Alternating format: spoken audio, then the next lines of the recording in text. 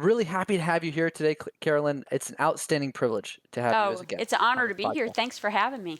Yeah, well, I didn't know for sure if you'd be available because I know you're in demand, but I appreciate that you took time out. It's amazing when we start looking at all the things you've accomplished. Really, it's amazing. I mean, these aren't my words, but people have called you an icon, an innovator, one of the women to watch, a mover and a shaker.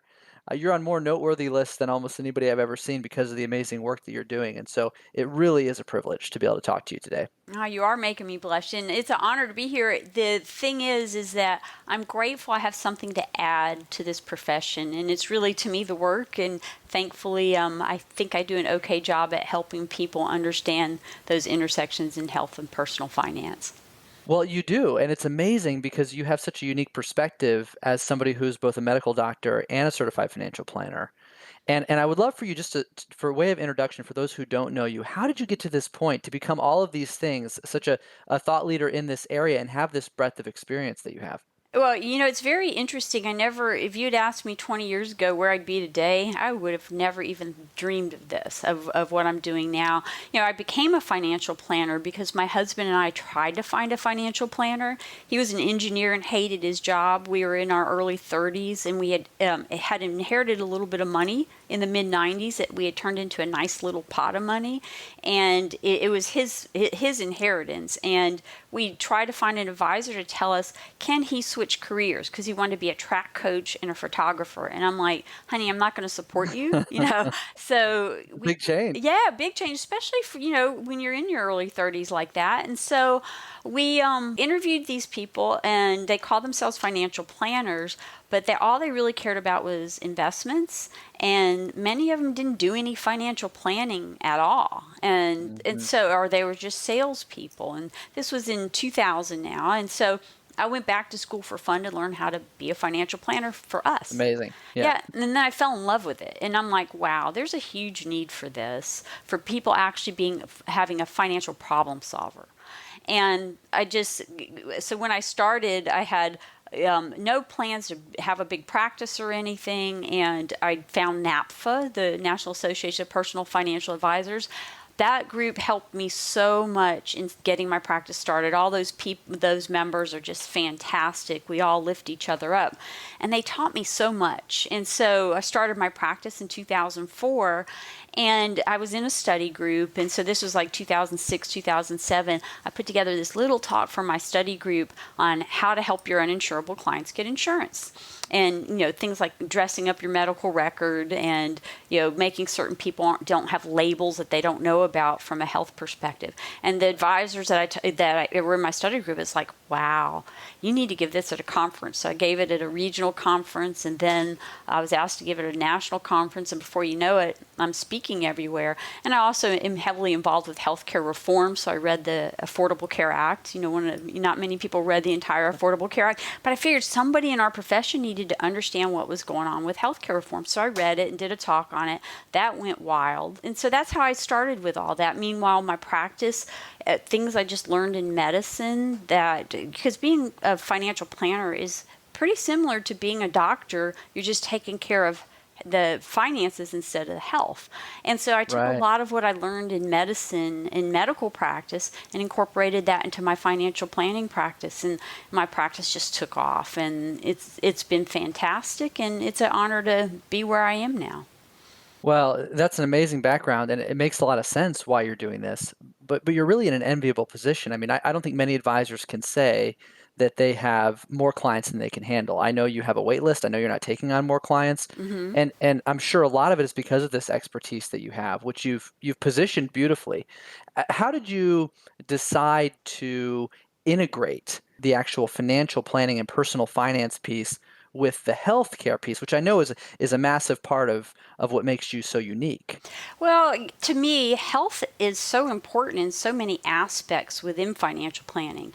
I'll never forget going to an AICPA meeting a long time ago, and this speaker was saying, you need to plan for all your clients to live to age 100.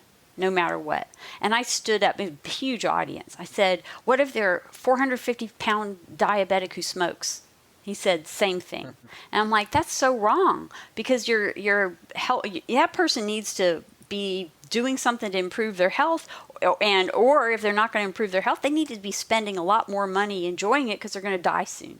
And, Right. and Right. it's things that people don't want to Sad talk about. reality, but yeah. Yeah, yeah. And so I learned, and one of the things I talk about in my speeches is we need to plan for who people are and not who they want to be. And so I just kept bringing more of what I learned in medicine about, being realistic about conversations around health, being realistic, and it helped with like conversations around spending. And so all these little nuances where health does make a difference, it just made it easy for me. So I wanted to take that out and teach other advisors because it's such an integral part of our life. We can't exclude it and just focus on the numbers. Yeah. So how do you think advisors are doing with this topic today? Oh, yeah, it's the advisors who are doing real financial planning, so seriously getting in the weeds on things like spending, cash flow, and understanding a client's goals. What are their dreams? What are they happy now? So finding out what a client's motivations are and really figuring out who they are. Those advisors who are doing that real planning are embracing this and doing a great job. It's the people who went into this and they just are really focused on investments. They're focused on the numbers. Maybe their version of financial planning is just doing a retirement projection, which to me is not real financial planning. They're having a much harder time embracing this. Yeah, understandably. So, do you think perhaps part of the reason is because of education? Maybe they're, intimidated by this or afraid to breach the subject? And if so, what would you say to them? Yeah, I think they're just uncomfortable with it. And it's funny since I'm on both sides of, when you're a doctor, everybody likes to tell you all their stuff, right? I'll have people start talking about their prostates to me in the middle of nowhere. I mean, Mhm. it's amazing what people will tell you when they're comfortable. And the key is for that advisor to be comfortable. You ever notice how old people talk about health all the time, and they talk Yeah. about all their problems with aging, and people talk to each other about health issues, and they're not doctors. Why can't advisors have that conversation? And the key to making it easy is just open up the conversation with something very benign. And the question I teach advisors to ask is, tell me what you do to take care of your health. And and once you start doing that and you realize people aren't afraid to share, it just gets easier and easier. And I have a whole list of things that advisors need to think about so that they can make that conversation a useful conversation for them and for the client. Yeah. Do you think this is a conversation that advisors should always be having with every new client they take on just as part of the process? Oh, absolutely. Because how are you going to plan correctly? You could have people walking around that look perfectly healthy. And so you're doing this, these projections for age 100, and, you're planning for these long lifespans. And you may not know that they're an alcoholic or that they have serious risk factors for some disease. And you're not going to learn all that in the initial meeting. This is why financial planning is an ongoing process. One mistake I see advisors do is they do financial plans to get people in the door, and then they get those assets under management, and then they never revisit the financial plan. And the most important part to most clients isn't how much money am I making, it's how am I doing. And so it may take you, and it takes me, even as a doctor, it may take me a year or two to figure out that a client has some significant issues that we need to address. But by gently and over time having those conversations, you're going to learn those things, and you can change lives. And if you've taken somebody who is in a bad situation and you've changed their life, you have got a client and a family for life. And so I've had a number of clients who had significant issues that were just painful issues, and by opening up the conversation, and I don't deal with them if they have, but I get them the help they need. And so the person who was a closet alcoholic, we got them into therapy. And it's like that. His wife is like, thank you, thank you, thank you. So any lay person can do that. It's just caring about people. It's not trying to fix their medical problems. Well, that really leads into the question that I had for you, because in my mind I'm thinking, okay, Carolyn's obviously passionate about this. She knows it, she understands it, but is this something anybody can do? Or do you have to be a Carolyn to do this?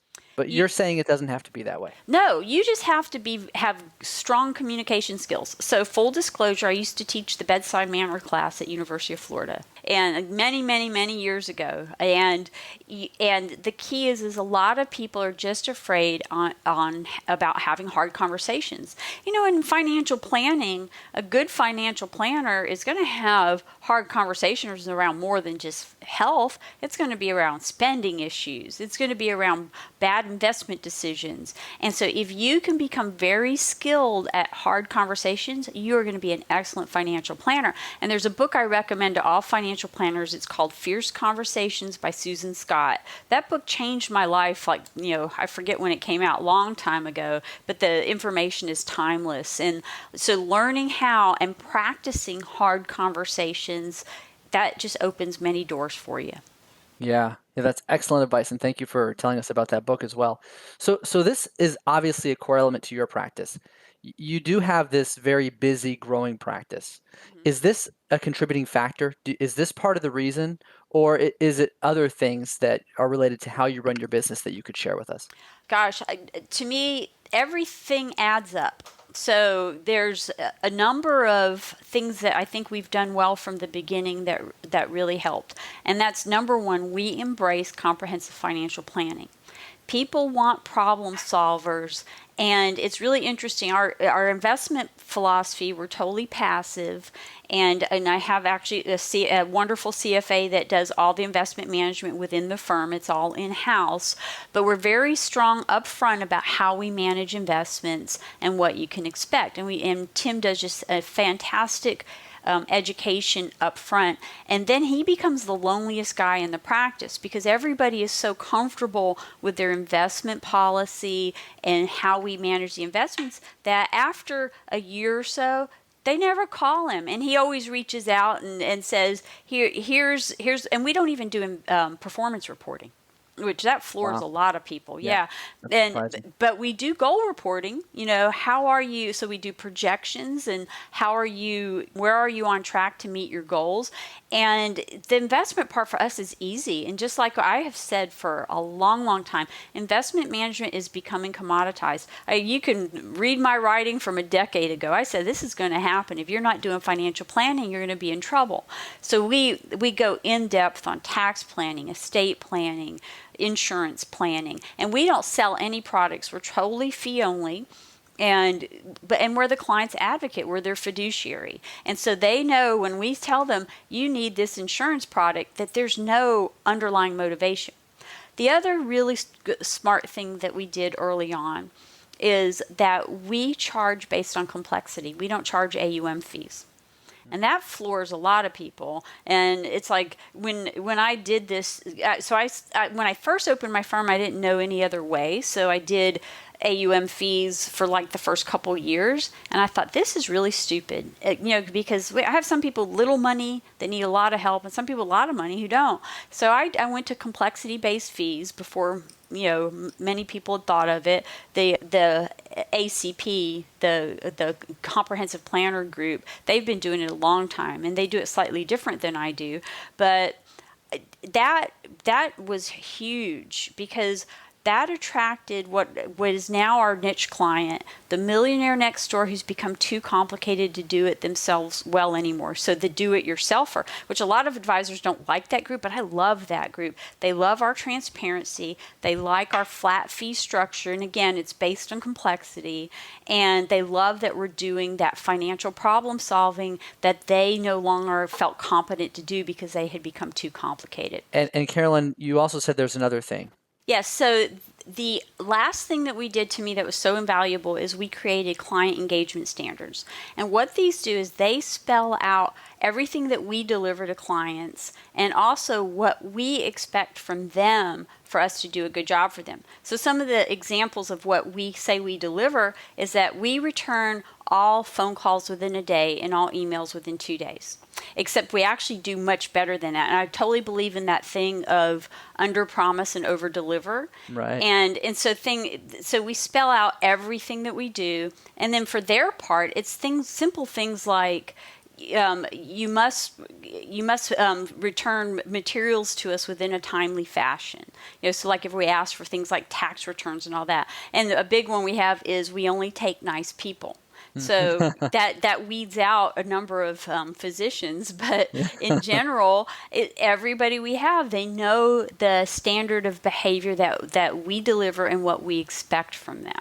And so that's been so invaluable. We lose very, very few clients. And in fact, we've lost more clients to death or marrying a mean person than we have to people who we parted because we didn't agree. Yeah. Those are excellent approaches, and I really appreciate your sharing all that transparency into how you run your practice, Carolyn. When we think about or we look at your practice, I probably should say, from a distance, and we look at you, we see a tremendous amount of thought leadership that you're doing. You have your column in Forbes, you write for financial planning, you've done a lot of interviews, and so we know you're very busy, and you're also running this practice. And I think a lot of advisors are intimidated or feel like they just don't have time. How can they go out and build a big personal brand and produce thought leadership and still run their business? So my question to you is, how do you accomplish all of this?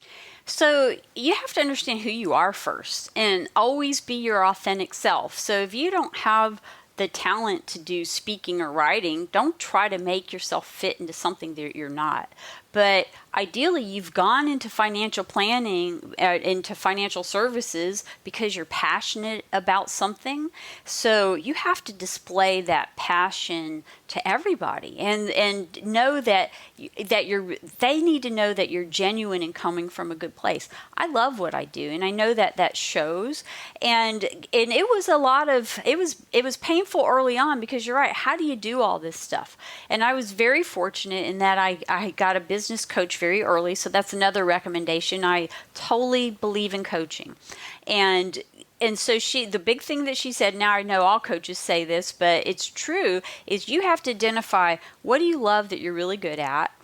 What are you okay doing that you're probably good at, but it's not like your highest use of time? And what do you hate that you hate doing? That Mm-hmm. you're not, and you end up not being good at it. And you have to hire those things out. So like my first hire, I actually hated doing investment management.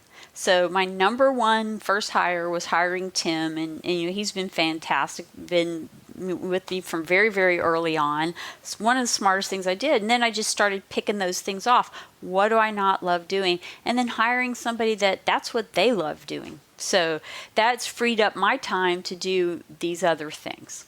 That is such good advice. Absolutely. So if somebody is just starting out and they're looking at you and where you are today, and they know that it's going to take many years to achieve any type of exposure and notoriety for their unique specialty, whatever that is, where should they start? Well, first off, they should start sharing what they're doing. When I started, they didn't have things like podcast or all that. So the way I got out there is, one, be involved in the profession.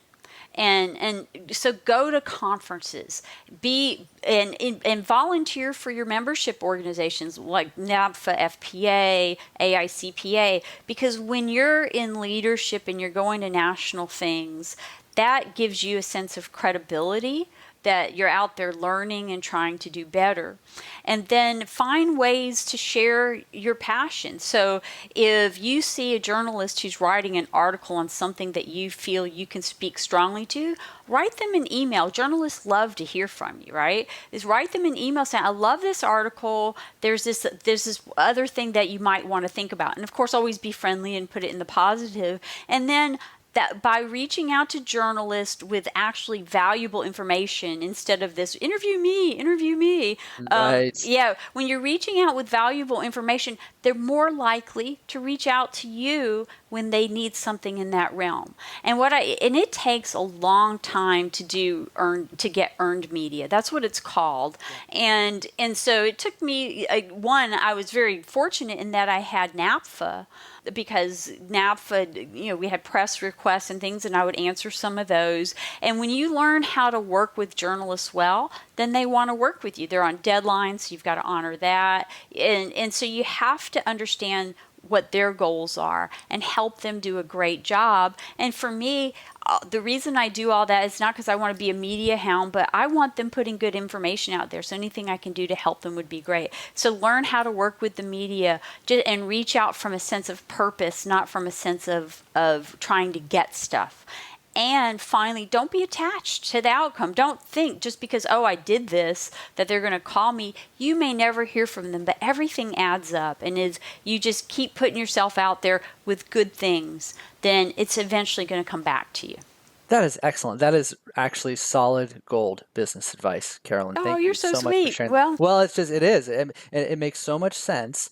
And it's evident that you're focused on what you can give, not just what you can get. And right. that's a really key factor, I'm sure, in your success, because people sense that from you. Your clients sense it from you. The industry senses it from you. And it's such a good example of leading the way to really do Thank that. you. And I don't want to take credit for that, though, because it was Cheryl Holland and NAPFA who taught me that. That was back in 2004 or 5, and she said, because she was this very successful planner, she still is very successful planner in South Carolina, and she just spoke at these conferences, and she just gave all her stuff away. I came from medicine, which was very cutthroat, and I'm like, wow. And then she says, the power of abundance, the more you give, the more you receive. And I embrace that. And I don't want to, it's not because I wanted to receive things, but what you receive is just this joy of making a difference. And that enough just made it worth it. But everything else came along with it too. Yeah, it's very true. Well, yeah, anyway, we benefit from it. So thank you for sharing that abundance with us too, and Great. with all Well, the thank you. listeners. So Carolyn, if somebody's listening to this and they're hearing you talk about the way that you've managed your practice and all the things that you've done, and perhaps they're concerned that they don't have time to do all of this, because it sounds like it's a lot of work that you've done, and evidently you're a hard worker. Many advisors are, but they struggle with the competing demands of running their businesses. So Right. how do you time block? How do you make time for all of this? I mean, you've got the business to run, you've got employees, you've got clients who need you, and then you've got to answer to reporters. It's very hard to balance all that. How do you do it? So the key is truly hiring the right people. And so learning how to put the right people in place to do the things that you shouldn't be doing. So if when I first started out, I was doing everything. And ideally, you're being successful enough that you're starting to earn money. And some of that you need to plow back into your business. I hired people before I could afford them.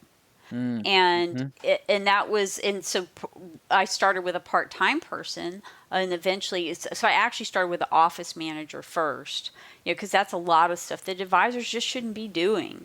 And then, but my first real big hire was the investment manager, and that just opened everything up. You've got to invest back in your business, and then you do have to be very focused about how am I spending my time, and learning to not say yes to everything. And so my Tracy Beckus was just like a fantastic business coach. She said, saying yes to things you don't want to do is saying no to things you want to do. So don't say yes to everything that walks in the door. You have to stop and say, is this my higher, going to serve the higher purpose? And would I choose this opportunity if it wasn't asked of me?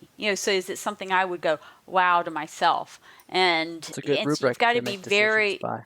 yeah. So you just have to be very thoughtful about what you commit to, and also be willing to walk away from things.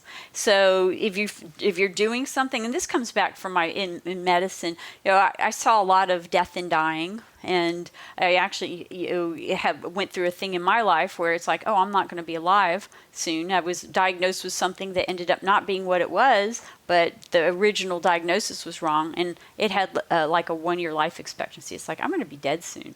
And once you go through something, but thank God it was wrong. Yeah. Once you go through something like that, it makes you realize life is so short. But plus, I just saw so many people die, and so I've learned if there's something that I do that I'm not committed, that I don't love, you got to drop it like a hot potato. I think that's excellent advice. In fact, I don't even know, after everything you've just shared, where we could possibly go, but I can tell you have so much value to deliver, Carolyn. And for those of you who are listening and want to get to know Carolyn more, learn more about what she does, we encourage you to please go to her website, Carolyn McClanahan, connect with her on social media for interviews, for speaking, for other things. Carolyn, before we conclude, is there anything else you'd like to share with this audience as a takeaway or something that's been key to your personal success? The most important thing is have fun. And if you're not having fun, find the next thing. All right. Well, we love that. And we're absolutely going to do that, Carolyn. Thank you for that advice. And everybody who's listening, thank you for listening. If you enjoyed this episode, please subscribe. Please share it. We'd like to also thank our creative team at Snappy Kraken for producing the podcast. And we certainly want to wish you days filled with true wealth and good health and more insights from smart people like Carolyn. Thank you so much, Carolyn, for joining us today. Oh, my pleasure. Thank you for having me.